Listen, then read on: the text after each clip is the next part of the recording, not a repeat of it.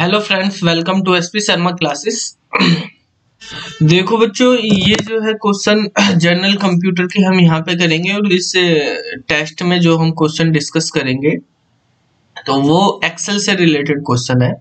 तो ये 71 है। 71 नंबर क्वेश्चन। आप जानते हैं कि एचटेट की स्क्रीनिंग वगैरह है हरियाणा की, और वैसे भी जो हमारे पास जो एग्जाम है उनमें कंप्यूटर साइंस में ये पूछे जाते हैं एक्सेल के क्वेश्चन जनरल कंप्यूटर में। तो इसमें पूछा है what function display row data in column and column data in row, यानी रो को कॉलम में और कॉलम को रो में कन्वर्ट करने वाला कौन सा फंक्शन है।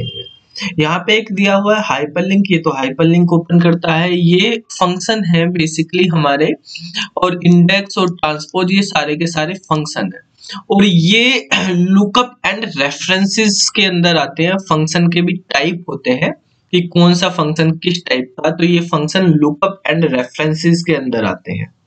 ठीक है। फॉर्मूला टैब होता है, देखो जैसे एक्सेल अगर आप ओपन करेंगे तो एक्सेल के अंदर फॉर्मूला टैब है। फॉर्मूला टैब के अंदर जो है लुकअप एंड रेफरेंसेस है, वहां पर ये तीनों फॉर्मूले आपको मिल जाएंगे। हाइपरलिंक से आप किसी टेक्स्ट का लिंक बना सकते हैं, उस पर क्लिक करेंगे तो वो लिंक ओपन हो जाएगा। इंटरनल एक्सटर्नल कैसे भी लिंक हम क्रिएट कर सकते हैं। इंडेक्स जो है ये जैसे एरे में इंडेक्स होती है, उसी तरह से इंडेक्स बताता है मल्टीपल एलिमेंट है, उनमें से कौन सा एलिमेंट किस इंडेक्स पे हम यूज करेंगे वो बता देगा एक एरे पास करके। और ट्रांसपोज जो है ये कन्वर्ट करता है रो को कॉलम में और कॉलम को रो में। ठीक है, तो यहाँ पे जो करेक्ट आंसर होगा वो हमारे पास सी हो जाएगा, इसका ट्रांसपोज। ठीक है, अभी थोड़ा सा स्लो हो रहा है, एक्सेल ओपन होने में टाइम लग रहा है, अभी आपको दिखा देंगे। एक रोज फंक्शन है, रोज फंक्शन बताता है किसी पर्टिकुलर एरे में कितनी नंबर ऑफ रोज। देखिए जैसे ये फॉर्मूला टैब है, यहाँ पर हम एक्सेल हमने ओपन कर लिया है ये। ठीक है, इसको हम थोड़ा कर लेते हैं, यहाँ से आप टैब देख पाएंगे इससे। तो ये हमारे पास फॉर्मूला टैब है। फॉर्मूला टैब के अंदर हमारे पास ये फॉर्मूले होते हैं, जिसमें हमारे पास इंडेक्स का फॉर्मूला आपको ये मिल जाएगा, रोज का फॉर्मूला है।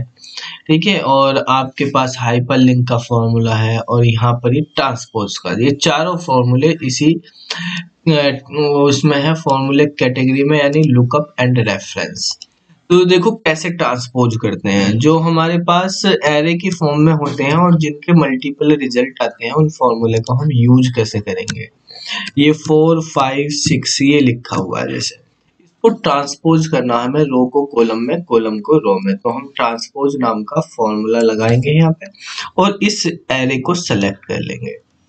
इस एरे को सेलेक्ट करने के बाद एंटर करेंगे, लेकिन एंटर करने पे आपके पास वैल्यू की एरर आएगी। ये एरर इसलिए आई है क्योंकि जो रिजल्ट है उस रिजल्ट को पहले 3 कॉलम थे, 3 रो और 2 कॉलम की रिक्वायरमेंट है, क्योंकि जब ये ट्रांसपोज होगा तो 3 रो और 2 कॉलम इतना एरिया चाहिए, जबकि हमने फॉर्मूला एक ही सेल में लिखा, तो हमें इस फॉर्मूले को इस सारी सेल में एक्सपेंड करना पड़ेगा। तो अब हम यहाँ पे सेलेक्ट करके इस एरिया को F2 प्रेस करेंगे तो फॉर्मूला आ जाएगा, और उसके बाद कंट्रोल शिफ्ट एंटर करेंगे तो ये सारे फॉर्मूला जो है इसमें यहाँ पर एक्सपेंड हो जाएगा। तो देखो आप रो जो है कॉलम के उसमें आ गई और कॉलम रो की फॉर्म में हमारे पास बन गए हैं। इस तरह से ट्रांसपोज होता है। इस ट्रांसपोज को आप इस तरह से भी लिख सकते हैं, जैसे हम ट्रांसपोज लिख रहे हैं, एरे को लिखने के लिए हम कर्ली ब्रेसेस का यूज करते हैं। हमने 1 2 3 ये पहली रो है, जब रो चेंज होगी तो हम सेमीकोलन लगाएंगे, कॉलम के बीच में कोमा लगाएंगे, रो के बीच में सेमीकोलन लगाएंगे। ये हमने लिख दिया 6, और इस तरह से ये जो है हमारे पास एरे हो गया। अब इसको हम यहाँ एंटर करेंगे, तो जब एंटर करेंगे अब एरिया इसमें भी कम है, यहाँ पे कोमा रह गया है, तो एरिया हमारे पास यहाँ पे भी हम इसी तरह से एक्सपेंड करेंगे और F2 प्रेस करके कंट्रोल से एंटर कर देंगे। तो इस तरह से हमारे पास है। दूसरा फॉर्मूला इसमें एक रोज नाम से फॉर्मूला है। रोज फॉर्मूला ये बताता है कि इस एरिया में जो हमने सेलेक्ट किया है एरे है, इस एरे के अंदर कितनी रो है, तो 2 रो है, इसमें 3 कॉलम है, तो रो से ये निकल जाएगा, कॉलम्स फॉर्मूले से कॉलम निकल जाते हैं। एक इंडेक्स नाम का फॉर्मूला था उसमें, तो इंडेक्स में हम एरे सेलेक्ट करते हैं ऐसे, और एरे को सेलेक्ट करने के बाद हमने कहा कि भाई दूसरी रो में बताओ तीसरे नंबर पे क्या लिखा हुआ है, तो इस तरह से जब हम बता देंगे तो 6 लिखा हुआ है दूसरी रो के तीसरे कॉलम में, तो रो और कॉलम करके यहाँ पे हाइपरलिंक जो फॉर्मूला है वो इस तरह से काम करता है। जैसे हमने यहाँ पे HTTP और यहाँ पे लिखा www.spsharmaji.com, ठीक है, और यहाँ पर कॉमा लगा के फ्रेंडली नेम, मतलब जो टेक्स्ट हमें देना SP शर्मा क्लासेस, ये हमने यहाँ पे लिख दिया है। तो अब ये हाइपर लिंक बन गया, आप इस पे क्लिक करेंगे तो वेबसाइट जो है वो ओपन हो जाएगी SP शर्मा क्लासेस की। इस तरह से हमारे पास ये हाइपर लिंक काम करते हैं। तो जो हमारे पास क्वेश्चन था, उस क्वेश्चन में ये 4 ऑप्शन थे, रोल्स फॉर्मूला क्या करता है, हाइपरलिंक क्या करता है, ठीक है, और हमारे पास जो है ट्रांसपोज क्या करता है, वो मैंने आपको एक्सप्लेन कर दिए हैं, ठीक है, इंडेक्स वाला भी बता दिया है। तो इस तरह से हमारे पास ये काम करेंगे, ठीक है। तो अभी हम नेक्स्ट क्वेश्चन देखते हैं। फिर नेक्स्ट क्वेश्चन है हमारे पास 72 नंबर। अभी लिंक पे क्लिक किया था तो पहले वेबसाइट ओपन हो रही है ये, ठीक है, तो सिस्टम अभी ऑन हुआ है तो इसलिए धीरे धीरे चल रहा है, ठीक है। तो ये हमारे पास ओपन हो गई है। तो इस तरह से ये काम करते हैं बेसिकली। अब नेक्स्ट क्वेश्चन देख लेते हैं 72 नंबर। इसमें कहा है when you insert an Excel file into a Word document the data, जब आप एक एक्सेल फाइल को किसी वर्ड डॉक्यूमेंट में इंसर्ट करते हो तो जो हमारे पास वो है डेटा है वो क्या होता है, किस तरह से होगा कि आप एक्सेल फाइल को जो है इंसर्ट कर रहे हो वर्ड डॉक्यूमेंट में, तो डेटा हाइपरलिंक बनेगा, place in a word table होगा, लिंक्ड होगा या एम्बेडेड होगा। तो यहाँ पर देखो, जैसे हमारे पास मान लिया वर्ड को आप ओपन करते हैं, तो हमने यहाँ पे वर्ड ओपन किया और इसमें हम इंसर्ट करने का ऑप्शन देखते हैं। तो इंसर्ट करने के जो है अलग अलग तरीके के आपके पास ऑप्शन आएंगे। आप इसके लिए इंसर्ट वाले टैब में जाएंगे और इंसर्ट वाले टैब में ऑब्जेक्ट नाम का ऑप्शन होगा, ठीक है, वहां से आप जो है इंसर्ट कर सकते हैं, PDF इंसर्ट कर सकते हैं, एक्सेल इंसर्ट कर सकते हैं, पावर पॉइंट, एक्सेस, किसी भी अलग इमेजेस वगैरह जो भी हमारे पास है ऑब्जेक्ट, मतलब वहां पे इंसर्ट कर सकते हैं। तो उनके लिए आप हाइपर लिंक भी क्रिएट कर सकते हैं, और जो है आप अगर पूरे के डेटा को इंसर्ट करना चाहते हैं तो वो भी हम यहाँ पे इंसर्ट कर सकते हैं। देखो जैसे हमारे पास ये ऑब्जेक्ट है और ऑब्जेक्ट में जाएंगे जब हम यहाँ पर, ठीक है, तो ये टेक्स्ट फ्रॉम फाइल का भी होता है, लेकिन उसमें फाइल से केवल टेक्स्ट हम वो करते हैं तो वो हमारे पास जो है लिंक्ड हो जाता है। अब जैसे यहाँ पे हमने क्रिएट फ्रॉम फाइल करा, कोई भी फाइल जो है हम यहाँ पे लेके आ रहे हैं, मान लिया एक्सेल की फाइल है, किसी भी कोई भी फाइल आप यहाँ पे लिंक करेंगे, ठीक है। तो बेसिकली जब भी आप किसी फाइल को लेके आते हैं तो फाइल को आप यहाँ पे सेलेक्ट करेंगे, और सेलेक्ट करने के बाद जो है जैसे मान लिया यहाँ पर हमारे पास कोई भी फाइल होगी, ये टेस्ट रिजल्ट की हमने एक फाइल ले ली है और इस फाइल को हमने यहाँ पे कर दिया। अब यहाँ पे ऑप्शन आएगा लिंक टू फाइल, ठीक है, तो लिंक टू फाइल पे जब आप क्लिक करेंगे तो फाइल जो है यहाँ से लिंक हो जाएगी इसमें। तो लिंक करने से क्या होगा कि आपके पास अगर ओरिजिनल फाइल में चेंजेस होंगे तो इस फाइल में भी चेंजेस हो जाएंगे यहाँ पे। तो इस तरह से अभी ये लोड हो जाएगी यहाँ पे फाइल, और आप उस फाइल से डेटा को लिंक कर देंगे। देखो ये डेटा इंसर्ट हो गया इस फाइल में, उस टेस्ट का रिजल्ट था और ये हमारे पास यहाँ पे आ गया है। तो ऑप्शन जो है हमारे पास यहाँ पे हो जाएगा C वाला, यानी लिंक्ड करना। ठीक है। इसके बाद क्वेश्चन नंबर 73 है, इसमें कहा except for the function a formula with a logical function so the word true और फॉल्स एज ए रिजल्ट। ठीक है, यानी जो हमारे पास यहाँ पे 4 फंक्शन दिए हैं, ये लॉजिकल फॉर्मूला, लॉजिकल में बेसिकली एक्सेल में 7 फॉर्मूले होते हैं। ठीक है, और 7 में से 4 फॉर्मूले यहाँ ऑप्शन में दिए हैं। एक फॉर्मूला होता है हमारे पास ट्रू, ये लॉजिकल का है, और एक फॉल्स है, कैपिटल लेटर में होते हैं। ठीक है, आप फॉर्मूले में कैसे भी यूज कर लो, ये ऐसे फॉर्मूले इनको बिना इक्वल टू के भी यूज कर सकते हो, डायरेक्ट भी। ट्रू फॉल्स है, नोट है, एंड है, और है। मैंने देखो ये इस ऑर्डर में इसलिए लिखा है, अगर इनका प्रीसीडेंस भी देखें तो इसी ऑर्डर में आते हैं, पहले कैलकुलेट नोट होता है, फिर एंड, फिर और, ये इनकी प्रायोरिटी होती है। फिर इफ और इफ एरर, ये 3 कैटेगरी में मतलब हमारे पास फॉर्मूले हैं। ठीक है, जो लॉजिकल फॉर्मूले में 3 कैटेगरी में, एक ट्रू फॉल्स, एक एंड और नॉट का होता है, और एक इफ और इफ एरर। इनका आंसर भी ट्रू या फॉल्स में ही आता है, इनका आंसर भी ट्रू या फॉल्स में आता है। आप जानते होंगे लॉजिकल फॉर्मूले ट्रू या फॉल्स में रिजल्ट देते हैं। ये फॉर्मूले का रिजल्ट ट्रू या फॉल्स में के अलग भी आ सकता है, जैसे हम वैल्यू देते हैं उसके अकॉर्डिंग आता है। ठीक है, तो ये सब तो ट्रू और फॉल्स में ही रिजल्ट देंगे, लेकिन इफ जो है वो अलग रिजल्ट दे सकता है। तो इसका करेक्ट आंसर हो जाएगा इफ। तो देखिए आप, जैसे हम यहाँ पे एक्सेल को ओपन करेंगे, ठीक है, यहाँ पर ओपन कर लिया हमने।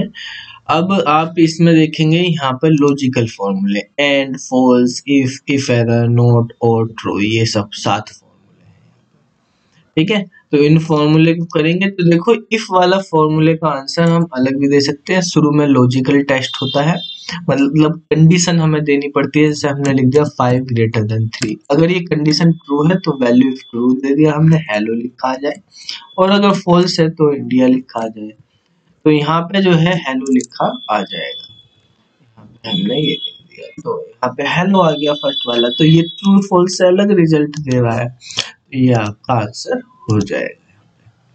इसके बाद 74 नंबर क्वेश्चन है, इसमें कहा मैक्रोज आर रन और एग्जीक्यूटेड फ्रॉम द मेन्यू। कौन से मेन्यू से मैक्रो रन या एग्जीक्यूट होता है? तो देखो मैक्रो चलाने के लिए डेवलपर टैब होता है, इस डेवलपर टैब में जाते हैं, यहाँ पे मैक्रोज के ऑप्शन होते हैं, विजुअल बेसिक के मैक्रोज हम यहाँ पे क्रिएट कर सकते हैं।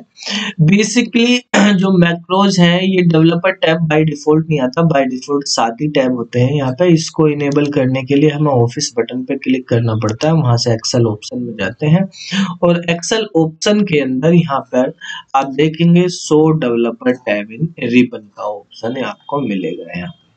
तो इसको जब हम टिक करेंगे, चेक बॉक्स को इनेबल करेंगे, चेक करेंगे, तो तभी हमारे पास जो है ये ऑप्शन इनेबल होगा, मतलब ये डेवलपर टैब आपको शो। तो इसका करेक्ट आंसर हो जाएगा हमारे पास डेवलपर टैब, यानी डेवलपर टैब हमारे पास सी वाला ऑप्शन है, डेवलपर से। इसके बाद 75 में कहा है कि you can open the consolidate dialog box but choosing consolidate from the menu. Consolidate dialog box अगर ओपन करना तो कंसोलिडेट आप कौन से मेन्यू से? तो कंसोलिडेट हम डेटा मेन्यू से सेलेक्ट कर सकते हैं। देखो कंसोलिडेट का मतलब होता है इकट्ठा करना, एक तरह से ये डेटा होता है, डेटा के अंदर हमारे पास यहाँ कंसोलिडेट का ऑप्शन। आप अलग अलग रेंज से यहाँ से रेफरेंस देकर डेटा को सिलेक्ट कर सकते हैं, और उन पे अलग अलग टाइप के सम, काउंट, एवरेज, मैक्स, मिन के जो है फंक्शन परफॉर्म कर सकते हैं। जैसे मान लिया मुझको यहाँ पर रिजल्ट चाहिए, इस डेटा को और इस डेटा को सेल बाय सेल ऐड करना है, ठीक है, सेल बाय सेल करना। नॉर्मल सम फंक्शन से करते हैं, सबका रिजल्ट एक ही आ जाएगा, सबको ऐड कर देगा, लेकिन मुझे सेल बाय सेल ऐड करना। तो ये वाला रेफरेंस हमने सेलेक्ट करा, यहाँ पे ऐड कर लिया, फिर ये वाला रेफरेंस सेलेक्ट करा, इसको ऐड कर लिया। अब यहाँ पे जो भी फॉर्मूला हमें यूज करना, जैसे सम का फॉर्मूला करा तो सम का लगा दिया और ओके कर दिया। देखो 1 पहली सेल को पहली सेल में ऐड करा, बना 2 आ गया, दूसरी सेल को दूसरी सेल में 6 आ गया, तीसरी सेल को यहाँ तीसरे में है ही नहीं कुछ, तो 3 आ गया। इस तरह से हमारे पास यहाँ पे कंसोलिडेट हो जाता है डेटा, यानी मल्टीपल सोर्स से जब हम डेटा लेके आते हैं उनको कंसोलिडेट करने के लिए यूज करा जाता है इसका। 76 नंबर क्वेश्चन में कहा each Excel file is called a workbook because, हर एक्सेल सीट को फाइल को, जो एक्सेल की फाइल होती है, ठीक है, उसको हम वर्कबुक बोलते हैं। देखो ये हमारे पास बुक लिखा हुआ है, बुक 1 बुक बोल दो, वर्कबुक बोल दो, ठीक है, तो वर्कबुक बोलते हैं। एक वर्कबुक में मल्टीपल सीट्स होती हैं। यहाँ पे कितनी सीट्स बना सकते हैं, एक सीट में 16,384 कॉलम और 10,48,576 रोज होती है। तो यहाँ पर जो है इसमें है it can contain many seats including work seat and chart seat. जब चार्ट बनाते हैं तो चार्ट सीट भी बना सकते हैं। तो कौन कौन से टाइप के चार्ट हम एक्सेल में बना सकते हैं? बेसिकली एक्सेल में 11 तरह के चार्ट के ऑप्शन दिए गए हैं, उनमें बार चार्ट, लाइन ग्राफ और पाई चार्ट भी हम बना सकते हैं। तो सी वाला ऑप्शन इसका भी करेक्ट हो जाएगा। यहाँ पे ओनली लिखा हुआ तो ये है नहीं, ये ओनली वाले तो चलेंगे नहीं, ये सब देखो। चार्ट बनाने के लिए आप जब एक्सेल ओपन करेंगे तो इंसर्ट वाले टैब में हमें जाना पड़ेगा। यहाँ पे चार्ट के ऑप्शन भी हमें कॉलम, लाइन, पाई, बार, स्कैटर, एरिया। अदर चार्ट में जब हम जाते हैं यहाँ पे ऑल चार्ट टाइप पे आप क्लिक करेंगे तो आपको कॉलम, लाइन, पाई, बार, एरिया, स्कैटर, स्टॉक, सरफेस, डगनट और बबल, रडार, ये सब 11 तरह के चार्ट यहाँ पे मिल जाएंगे, ठीक है। इसके बाद how are data organize in spreadsheet. Spreadsheet में डेटा रो और कॉलम की फॉर्म में होता है, ठीक है। आप एक्सेल में जो भी सीट होती है उसमें डेटा रो और कॉलम की फॉर्म में होता है। नेक्स्ट 79 नंबर क्वेश्चन है, इसमें वी लुकअप के बारे में पूछा। वी लुकअप जो है ये भी रेफरेंसेस के अंदर होते हैं, वी लुकअप, एच लुकअप और लुकअप, ठीक है। ये जो है हमारे पास, जैसे हमने यहाँ पे मान लिया नाम लिख लिया और यहाँ पे लिख लिया राम, ठीक है, और मैं इसको जो है ड्रैग कर देता हूँ।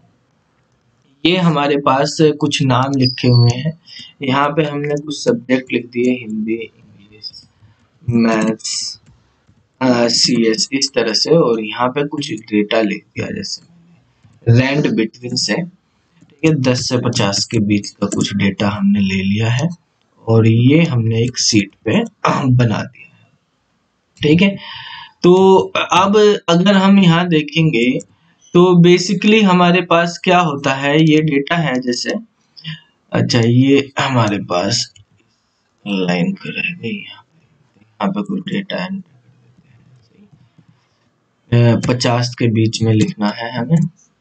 तो ये है हमारे पास वी लुकअप जो है, वी का मतलब वर्टिकल, लुकअप यानी ये वैल्यू को सर्च करता है, किसी स्पेसिफिक सेल की वैल्यू अगर आपको सर्च करनी, जैसे पता करना मोहित के जो है मैथ में कितने मार्क्स हैं, तो आपको ये पता करना, तो आप यहाँ पे वी लुकअप लगाएंगे। आपको ये पता है मोहित एक स्टूडेंट है, लेकिन इस सेल में कहाँ, टेबल में कहाँ लिखा है ये नहीं पता आपको, तो बस आप यहाँ पे मोहित टाइप कर दीजिए, ठीक है। यहाँ पे हमने मोहित टाइप कर दिया और कोमा लगा के इस टेबल को सेलेक्ट कर लीजिए, ठीक है। और मैथ जो है यहाँ पे 4th नंबर के कॉलम में है, तो 4 नंबर हम यहाँ सेलेक्ट कर देंगे और एग्जैक्ट मैच के लिए हमें 0 देखना होता है, ठीक है। डिटेल में आपको पढ़ना वो आप क्लास में पढ़ सकते हैं। इनमें मोहित के देखो 43 मार्क्स है मैथ में, यहाँ पे 43 यहाँ पे निकल गया है। तो ये बेसिकली फाइंड करता है रिलेटेड रिकॉर्ड्स को, ठीक है। तो जो वी लुकअप का यूज होता है वो वी लुकअप जो है रिलेटेड रिकॉर्ड्स को फाइंड करता है, और मोस्ट ऑफ केस में हम वी लुकअप ही लगाते हैं, क्योंकि हमें वर्टिकल जो है, जो फर्स्ट कॉलम होगा उसमें होगा, जो हमें फाइंड करना वो फर्स्ट कॉलम में होना चाहिए, ये मैंडेटरी है। जब हम वी लुकअप लगाते हैं तो जो हमने मोहित लिखा है ये टेबल की फर्स्ट कॉलम में होना चाहिए, और यहाँ पे हमें काउंट नहीं करना पड़ा भाई कौन सी रो में है, कितनी रो में मोहित लिखा, ढूंढना नहीं पड़ा, क्योंकि जब डेटा रो वाइज बहुत ज्यादा होता है तब हम वी लुकअप लगाते हैं। ये तो हमने काउंट कर लिया चौथी में, कॉलम वाइज कम डेटा है, जब कॉलम में ज्यादा डेटा होगा तो एच लुकअप यूज कर लेंगे, और हॉरिजॉन्टल हमें फाइंड करना होगा तो, ठीक है। इसके बाद 80 नंबर क्वेश्चन होता है, उसमें कहा ग्रिड लाइन। ग्रिड लाइन जो होती है, ये लाइनिंग जो हमारे एक्सेल सीट पे बैकग्राउंड में आपको लाइनिंग दिख रही है, इनको ग्रिड लाइन बोलते हैं। और ग्रिड लाइन को हम पेज लेआउट जो है प्रिंटिंग के पर्पज के लिए होता है, यहाँ पे इनको हाइड कर सकते हैं। प्रिंट में नहीं आती है, प्रिंट में भी लेके आनी तो प्रिंट में भी इनेबल कर देंगे तो ये प्रिंट में भी निकल के आएंगे, यहाँ से हटा देंगे तो नहीं आएंगी। ठीक है। तो मे बी टर्न ऑफ और display but turn on for printing, कि डिस्प्ले के लिए आप ऑन ऑफ कर सकते हो लेकिन प्रिंटिंग के लिए ऑन रहेगी, ऐसा कोई जरूरी नहीं। प्रिंटिंग के लिए भी आप टर्न ऑफ ऑन कर सकते हो। ठीक है, मतलब ये भी कर सकते हो आप टर्न ऑफ डिस्प्ले के लिए, टर्न ऑन प्रिंटिंग के लिए, बिल्कुल दोनों के लिए ऑन ऑफ कर सकते हो। टर्न ऑफ डिस्प्ले के लिए और प्रिंटिंग के लिए कर सकते हो, बिल्कुल कर सकते हैं, सारे काम कर सकते हैं, मतलब किसके लिए ऑन करना, किसके लिए ऑफ करना, सब। तो ये तीनों ही ऑप्शन सही है, हमारे पास डी वाला आंसर हो जाएगा इसका। ठीक है। तो ये जो है क्वेश्चन थे हमारे पास, इसके बाकी क्वेश्चन फिर अगली वीडियो में डिस्कस करेंगे। ठीक है, चैनल को आप सब्सक्राइब कर लेना सब। और वीकली टेस्ट जो होते हैं वो सब बच्चे प्रैक्टिस के लिए वीकली टेस्ट भी दें। ठीक है, उनका डिस्कशन भी फिर हम कराएंगे वहां पर भी, और इन क्वेश्चंस को आप अच्छे से कर लीजिए। ठीक है, तो बाकी फिर मिलते हैं अगली वीडियो में, तब तक के लिए बाय बाय।